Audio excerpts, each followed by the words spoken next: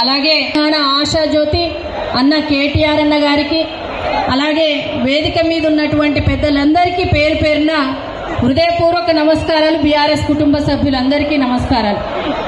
అన్న, గెలిచినటువంటి ప్రతి సర్పంచ్ ఒక సైనికుడిలాగా పోరాడి మరీ గెలిచారే తప్ప ఎక్కడ అధైర్యపడలేదు, ఎక్కడ వెన్ను చూపలేదు.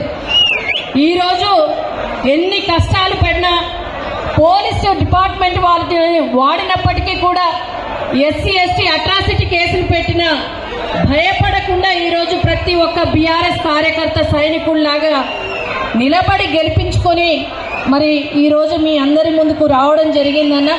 వారందరికీ కూడా శుభాకాంక్షలు తెలియజేస్తూ, మరి మేమున్నంత కాలం ఎమ్మెల్యేగా ఉన్నప్పుడు కానీ, మీరు మినిస్టర్గా ఉన్నప్పుడు కానీ, సారు ముఖ్యమంత్రిగా ఉన్నప్పుడు కానీ ఏ ఒక్కరిని ఇబ్బంది పెట్టినటువంటి దాఖలాలు లేవు. కానీ ఈ 2 సంవత్సరాలలో అందరం మన అనుకొని మనం పోతే మరి ఈ 2 సంవత్సరాల్లో మన బీఆర్ఎస్ నాయకుల్ని కార్యకర్తల్ని ఇబ్బంది పెడుతున్నారు. దయచేసి వచ్చేది మన ప్రభుత్వము, ఆనాడు మాత్రం మా చేతులు కట్టనీయకుండా మరి ఎవరైతే బీఆర్ఎస్ కార్యకర్తల్ని ఇబ్బంది పెట్టారో వాళ్ళనందరినీ చూసుకునే బాధ్యత కూడా తీసుకోవాల్సిందిగా మరి పెద్దలందరినీ కోరుతా ఉన్నాం.